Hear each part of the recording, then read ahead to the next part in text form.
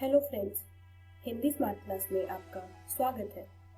हमारा आज का विषय है सत्ता की साझेदारी भाग 1। तो चलिए दोस्तों शुरू करते हैं। इस वीडियो में आज हम श्रीलंका में बहुसंख्यकवाद और सत्ता की साझेदारी के रूप के बारे में जानेंगे। तो चलिए सबसे पहले बेल्जियम और श्रीलंका की तुलना से ही शुरू करते हैं। बेल्जियम यूरोप का एक छोटा सा देश है, क्षेत्रफल में हमारे हरियाणा राज्य से भी छोटा। इसकी सीमाएं नीदरलैंड, जर्मनी, लक्समबर्ग और फ्रांस से लगती है। इसकी आबादी 1 करोड़ से थोड़ी अधिक है, यानी हरियाणा की आबादी से करीब आधी। इस छोटे से देश के समाज की जातीय बनावट बहुत जटिल है। देश की कुल आबादी का 49% हिस्सा फ्लेमिश इलाके में रहता है और डच बोलता है। शेष 40% लोग वलोनिया क्षेत्र में रहते हैं और फ्रेंच बोलते हैं। राजधानी ब्रसेल्स के 80% लोग फ्रेंच बोलते हैं और 20% लोग डच भाषा बोलते हैं। आइए अब हम श्रीलंका की तुलना बेल्जियम से करते हैं। श्रीलंका एक द्वीपीय देश है जो तमिलनाडु के दक्षिणी तट से कुछ किलोमीटर की दूरी पर स्थित है। इसकी आबादी करीब 2 करोड़ है, यानी हरियाणा के बराबर। दक्षिण एशिया के अन्य देशों की तरह श्रीलंका की आबादी में भी कई जातीय समूहों के लोग हैं। सबसे प्रमुख सामाजिक समूह सिंहलियों का है, जिनकी आबादी कुल जनसंख्या की 74% है। फिर तमिलों का नंबर आता है, जिनकी आबादी कुल जनसंख्या में 1805% है। तमिलों में भी 2 समूह हैं, श्रीलंकाई मूल के तमिल और हिंदुस्तानी तमिल। अधिकतर सिंहली भाषी लोग बौद्ध हैं, जबकि तमिल भाषी लोगों में कुछ हिंदू और कुछ मुसलमान हैं। श्रीलंका की आबादी में ईसाई लोगों का हिस्सा 7% है और वे सिंहली और तमिल दोनों भाषाएं बोलते हैं। चलिए दोस्तों, अब हम जानते हैं कि श्रीलंका में बहुसंख्यकवाद कब और कैसे आया। सन 1948 में श्रीलंका स्वतंत्र राष्ट्र बना। सिंहली समुदाय के नेताओं ने अपनी बहुसंख्या के बल पर शासन पर प्रभुत्व जमाना चाहा। इस वजह से लोकतांत्रिक रूप से निर्वाचित सरकार ने सिंहली समुदाय की प्रभुसत्ता कायम करने के लिए अपनी बहुसंख्यक परस्ती के तहत कई कदम उठाए।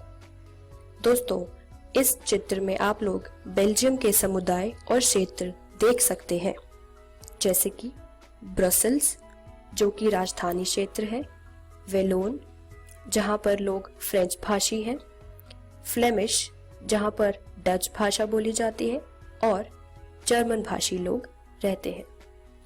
नए संविधान में यह प्रावधान भी किया गया कि सरकार बौद्ध मत को संरक्षण और बढ़ावा देगी, जिसका परिणाम यह हुआ कि श्रीलंका तमिलों की नाराजगी और शासन को लेकर उनमें बेगानापन बढ़ गया। विश्वविद्यालयों और सरकारी नौकरियों में सिंहलियों को प्राथमिकता देने की नीति भी चली। तमिलों की आबादी वाले इलाके की स्वायत्तता की उनकी मांगों को लगातार अस्वीकार किया गया।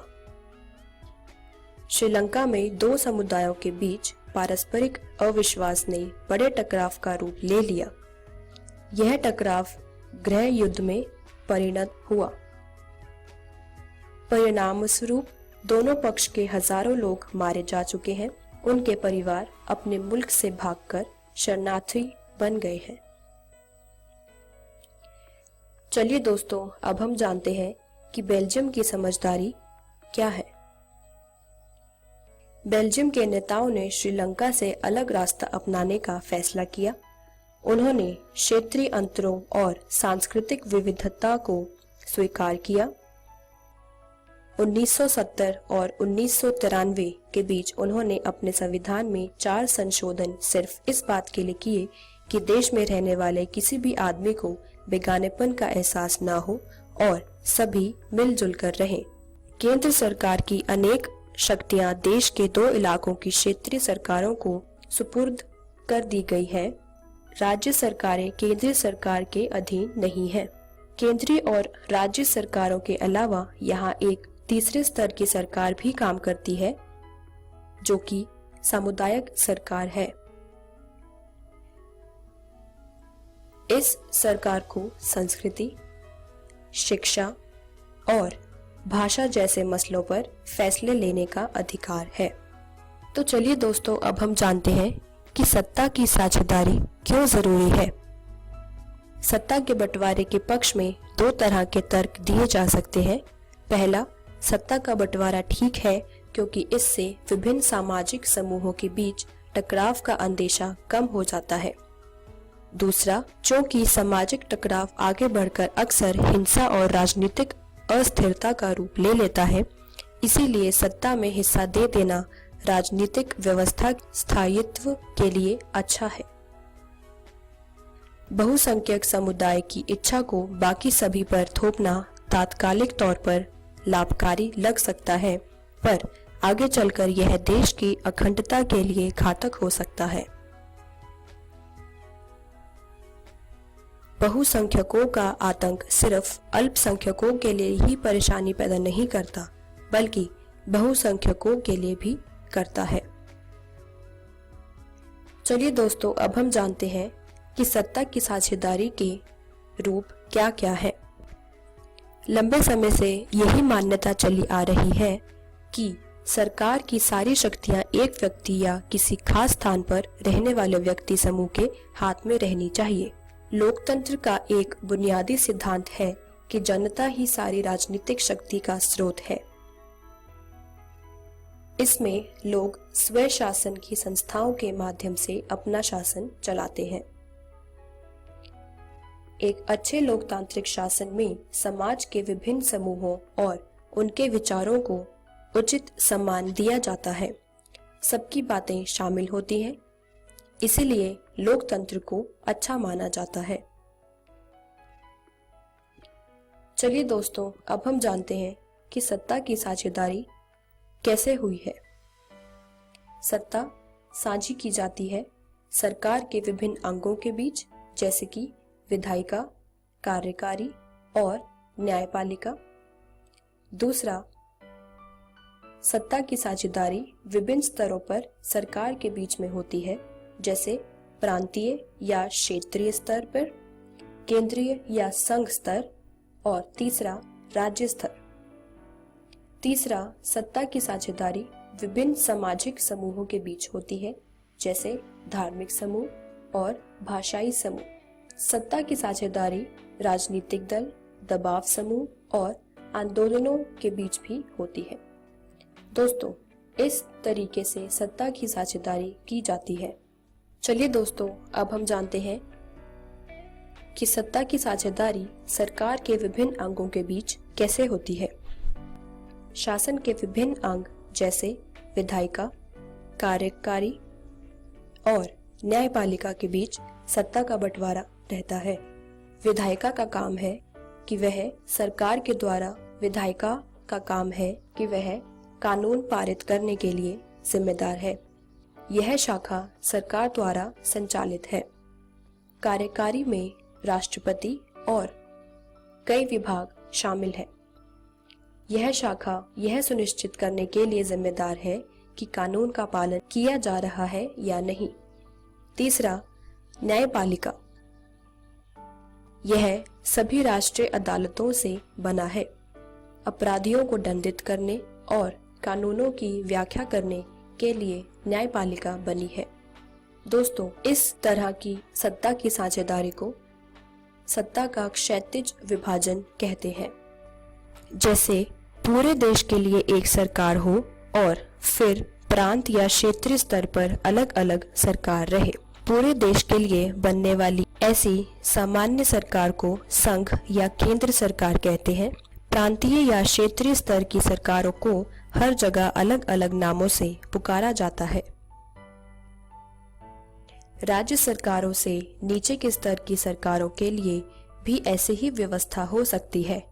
नगरपालिका और पंचायतें ऐसी ही इकाइयां हैं। उच्चतर और निम्नतर स्तर की सरकारों के बीच सत्ता के ऐसे बंटवारे को ऊर्ध्वाधर वितरण कहा जाता है।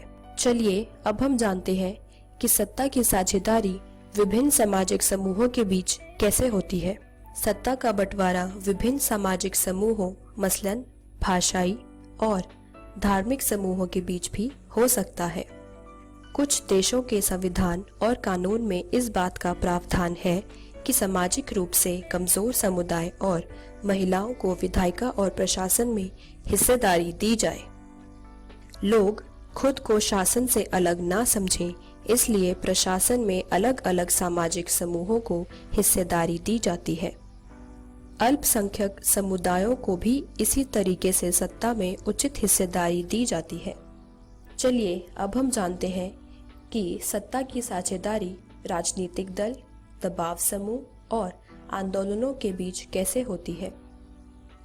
लोकतंत्र में लोगों के सामने सत्ता के दावेदारों के बीच चुनाव का विकल्प जरूर रहना चाहिए।